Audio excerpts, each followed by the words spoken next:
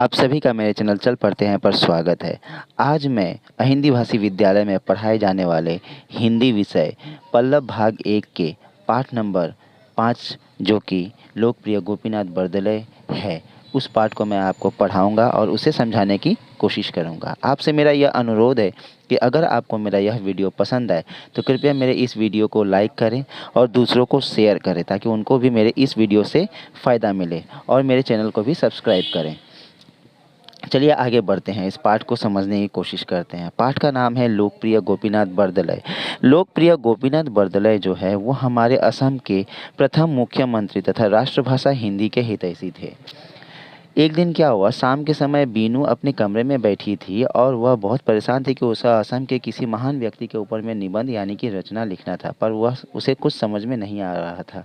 तो उसने अपनी दीदी विशाखा से अपनी परेशानी बताई। विशाखा ने मुस्कुराकर कहा कि मैं तुम्हें एक व्यक्ति के बारे में बताती हूँ जिनका नाम है लोकप्रिय गोपीनाथ बरदलै। वे असम के प्रथम मुख्यमंत्री तथा राष्ट्रभाषा हिंदी के हितैषी थे। अब जो है हम ये जानेंगे कि उनका जन्म कब हुआ, कहाँ हुआ। देखिए, उनका जन्म जो है 6 जून 1890 को नगाँव जिले के रहा में हुआ था।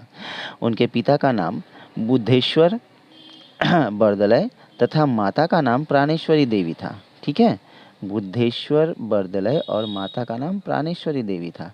वो जो हैं अपनी प्राथमिक शिक्षा जो है उन्होंने रहा में ही प्रारंभ की। वे एक मेधावी छात्र थे। उन्होंने सन 1907 में गुवाहाटी के कॉटन कॉलेजिएट स्कूल से प्रथम श्रेणी में मैट्रिक की परीक्षा पास की थी। यानी कि उन्होंने मैट्रिक की परीक्षा क्लास 10वीं की परीक्षा जो है उन्होंने 1907 ईस्वी में गुवाहाटी के कॉटन कॉलेजिएट स्कूल से पास की थी, और उसके बाद उन्होंने कॉटन कॉलेज से आईए की परीक्षा भी पास की और उच्च शिक्षा यानी कि और उसके ऊपर की शिक्षा के लिए वो कोलकाता गए। वहाँ पर उन्होंने बीए, एमए और वकालत की उपाधियाँ भी प्राप्त की। बीनू ने जो है उनसे पूछा अपनी दीदी विशाखा से कि दीदी आप मुझे बरदलै जी की रुचि के बारे में ज़रा बताइए ना। तब दीदी विशाखा ने उसे बताया कि गोपीनाथ बरदलै जी एक अच्छे गायक और खिलाड़ी थे। उनकी रुचि नाटक में भी थी। महात्मा गांधी के आह्वान पर वे स्वाधीनता आंदोलन में कूद पड़े थे और उन्हें कई बार जेल जाना पड़ा था। जब वे जेल में थे तो उन्होंने श्री रामचंद्र, बुद्धदेव, हजरत मोहम्मद आदि जीवनी ग्रंथों की रचना की थी। उनके द्वारा रचित अन्य 2 ग्रंथ और भी हैं, महात्मा गांधी और अनासक्ति योग। दीदी, आप उनके वैवाहिक जीवन और कर्म जीवन के बारे में थोड़ा बताइए ना। तो विशाखा जो है उनको बीनू को बताती है कि उत्तर गुवाहाटी के भूमिकांत शर्मा मजुमदार बरुआ की जो कन्या थी श्रीमती सूरबाला बरदलै से हमारे असम के प्रथम मुख्यमंत्री लोकप्रिय गोपीनाथ बरदलै जी की शादी हुई थी। वे सादा जीवन जीते थे और उच्च विचार के व्यक्ति थे। वे हमेशा असम वासियों की भलाई के लिए ही काम किया करते थे।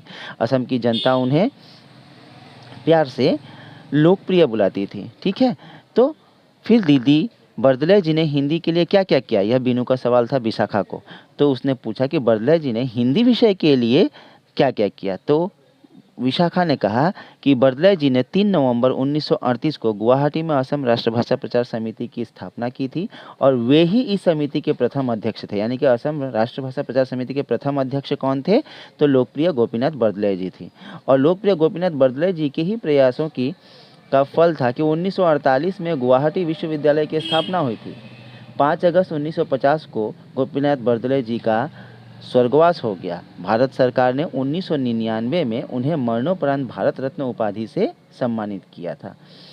तो इस पर बीनू बोलती है, वाह दीदी, आपने बड़े ही संक्षेप में बरदलै जी के संपूर्ण जीवन का संपूर्ण व्यक्तित्व को प्रकट कर डाला है। अब मैं इस पर एक सुंदर निबंध लिख सकती हूँ। ठीक है, तो मुझे उम्मीद है कि आपको इस चैप्टर को समझने में कोई दिक्कत नहीं हुआ होगा। यहाँ पर छोटे से छोटे प्रकार में लोकप्रिय गोपीनाथ बरदलै जी के पूरे जीवन के व्यक्तित्व के बारे में बताया गया है। आइए यहाँ पर प्रश्नों को हम देखते हैं। यहाँ पर प्रश्न जो है किताबों में जो दिया गया है उन्हें मैं समाधान करके यहाँ पर लिखने का कोशिश किया हूँ।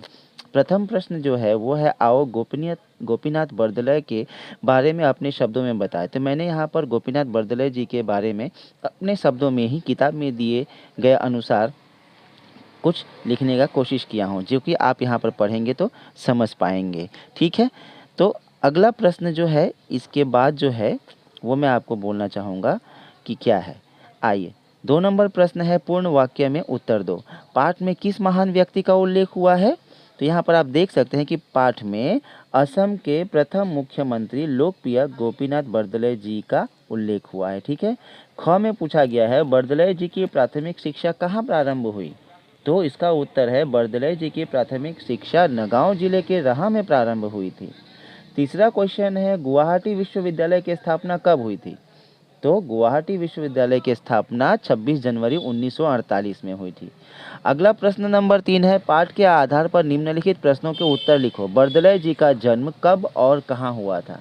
तो बरदलै जी का जन्म 6 जून 1890 ईस्वी में नगांव जिले के रहा में हुआ था। ठीक है। आपको अच्छी तरह पता होगा कि पाठ के आरंभ में ही बरदलै जी के जीवन के बारे में जो शुरुआती था उसमें लिखा हुआ था कि बरदलै जी का जन्म कब हुआ था और कहाँ हुआ था। तो 6 जून 1890 में नगांव जिले के रहा नाम के स्थान में बरदलै जी का जन्म हुआ था। उनके माता और पिता का नाम क्या था? तो माता और पिता का नाम जो है बरदलै जी के माता का नाम प्राणेश्वरी देवी और पिता का नाम डॉक्टर बुद्धेश्वर बरदलै है। बरदलै जी द्वारा रचित किन्हीं 2 ग्रंथों के नाम लिखो। तो जब वे स्वाधीनता आंदोलन के दौरान जेल में थे तो उन्होंने कई जीवनी ग्रंथों की रचना की थी, जिनमें से 2 जीवनी ग्रंथों के नाम महात्मा गांधी और हजरत मोहम्मद है। असम राष्ट्रभाषा प्रचार समिति की स्थापना कब हुई और इसके प्रथम अध्यक्ष कौन थे? तो असम राष्ट्रभाषा प्रचार समिति की स्थापना 3 नवंबर 1938 में हुई और इसके प्रथम अध्यक्ष लोकप्रिय गोपीनाथ बरदलै जी थे। बरदलै जी की अगला प्रश्न है बरदलै जी को भारत सरकार ने किस उपाधि से सम्मानित किया? तो पाठ के अंत में है लिखा हुआ है बरदलै जी को भारत सरकार ने सन 1999 में मरणोपरांत भारत रत्न उपाधि से सम्मानित किया। अगला प्रश्न नंबर 4 है असम के अनेक स्वाधीनता सेनानी हुए। नीचे कुछ तस्वीरें दी गई हैं, शिक्षक की सहायता से कक्षा में इनके बारे में चर्चा करें। तो बच्चों आप जो है स्वयं ही शिक्षक की सहायता से कक्षा में ही इन स्वाधीनता सेनानियों के बारे में आप जो है चर्चा कीजिएगा। अगला प्रश्न नंबर 5 है। देखिए यहाँ पर क्या है कि प्रश्न नंबर 5 में कहा गया है कि यहाँ पर जो है एक वृत्त दिया गया है। इस वृत्त में जो है सामने दिए गए प्रश्नों के उत्तर हैं। ठीक है। तो इन प्रश्नों के आप देखिए और उनका उत्तर जो है चक्र से आपको निकालकर यानी कि वृत्त से निकालकर आपको लिखना है। तो जो कि मैंने यहाँ पर लिख दिया है। गाना गाने वाला गायक, खेल खेलने वाला खिलाड़ी, सेवा करने वाली सेविका, वकालत करने वाला वकील, हित चाहने वाला हितैषी, लोगों में प्रिय लोकप्रिय। ठीक है। तो इसी प्रकार जो है आप आगे देखिए आगे के प्रश्न में क्या दिया हुआ है। प्रश्न नंबर 6 में इन वर्णों से बनने वाले एक एक शब्द को आपको लिखना है, जो कि एक दिया हुआ है, दूसरा मैंने अलग रंग में लिख दिया है। देखिएगा ख से खरगोश तो मैंने अगला लिख दिया है खर्च, घ से घर दूसरा मैंने लिख दिया है घास। इसी प्रकार जो है अन्य प्रश्नों का भी उत्तर मैंने यहाँ पर दिया है। अब प्रश्न नंबर जो है 7 की तरफ हम जाएंगे। प्रश्न नंबर 7 में आपको पहचानना है और आपको याद करना है। तो पहले वाला क्या है? झ। ठीक है। पहले वाला क्या करेंगे आप? पहले वाला झ है, दूसरा वाला श, तीसरा वाला ह, उसके बाद अक्ष त्र ज्ञ। ठीक है। उसके बाद देखिए कि हम जो है फिर से यहाँ आ गए, मैं जा रहा हूँ ऊपर। अगला प्रश्न जो है वो है प्रश्न नंबर 8। वृत्त में आए वर्णों से शब्दों को देखो और पढ़ो। ठीक है। वृत्त में आए शब्द को देखना है और आपको पढ़ना है। तो देखिए झ से क्या बना? झंडा, झाड़ू, झटपट, झमझम। श से क्या बना? शंख, शक, सत, शरबत। ह से बना होली, हवा, हरा, हाथी। अक्षर से बना दक्ष, अक्षर, परीक्षा, दक्षिणा। त्र से बना पुत्र, चित्र, मित्र, त्रुटि। उसी प्रकार ज्ञ से बना ज्ञानी, विज्ञान, ज्ञाता और यज्ञ। ठीक है। तो आप लोगों को यहाँ से जो है पढ़ने में आसानी हो जाएगी। इसके बाद जो है अगला प्रश्न जो है इसमें क्या है कि व्यंजन वर्णों को क्रम से लिखा गया है, जिसे हमको पढ़ना है और साथ में उसको समझना भी है। ठीक है। तो हम लोग इसको पढ़ेंगे। ठीक है। तो देखिए पहला क्या है? पहले लाइन में क, ख, ग, घ, अंग। दूसरा है च, छ, ज, झ, इय। तीसरा है ट, ठ, ड, ढ, अण। उसके बाद है त, थ, द, ध, न। उसके बाद प, फ, ब, भ, म। उसके बाद है य र ल व। उसके बाद है श श श ह, यानी कि तलबे श, मूर्धन्य स, दंते स और ह। अक्षत्र ज्ञ स्र, अड़ अढ़। ठीक है, तो इस प्रकार आप व्यंजन वर्णों को पढ़कर याद कीजिएगा और उन्हें समझने की कोशिश कीजिएगा। इसके बाद में देखिए कि अगला क्या है। प्रश्न नंबर 10 में आओ पहचानें और बताएं।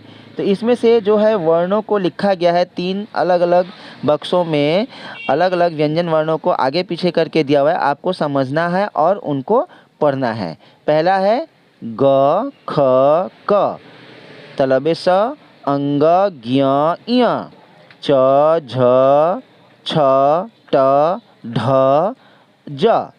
उसके बाद दूसरे बॉक्स में है अण न द, थ ध त प, अढ़ ब व, दंते स फ र।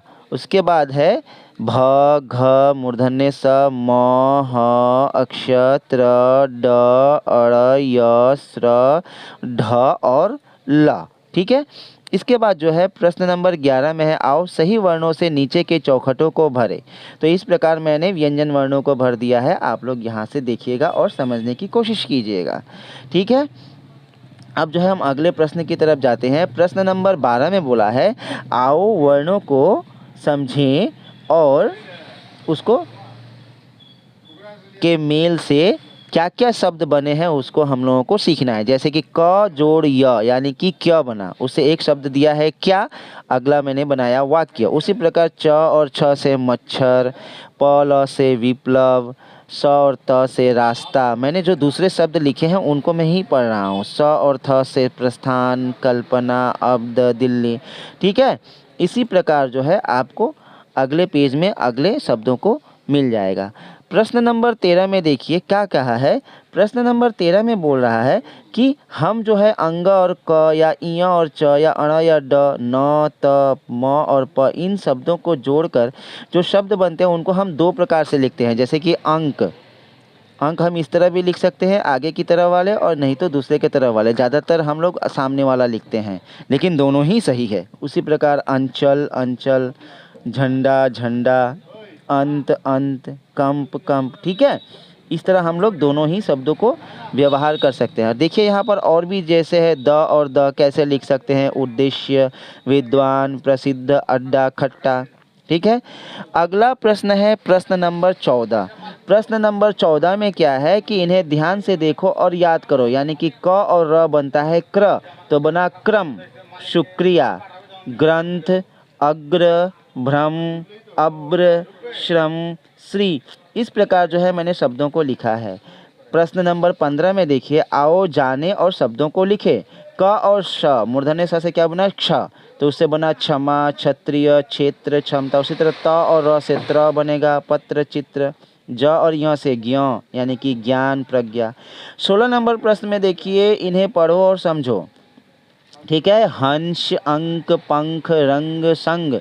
और तीसरे लाइन में है बांस, सांस, दांत, चांद, गाँव। यानी कि ऊपर वाले में अंक अनुस्वार है और तीसरे वाले लाइन से चंद्र बिंदु है। तो ऊपर वाला जो है वो अंक सिर्फ नाक से उच्चारण हो रहा है और बांस जो है नाक और मुंह दोनों से ही उच्चारण हो रहा है। तो मुझे उम्मीद है कि आपको मेरे इस पाठ से सभी प्रश्नों को समझने में सुविधा हुई होगी। तो आपको मैं एक बार फिर से अनुरोध करना चाहूँगा कि मेरा वीडियो अगर आपको पसंद आया हो तो कृपया आप मेरे वीडियो को शेयर करें, लाइक करें और मेरे चैनल को सब्सक्राइब करें। धन्यवाद।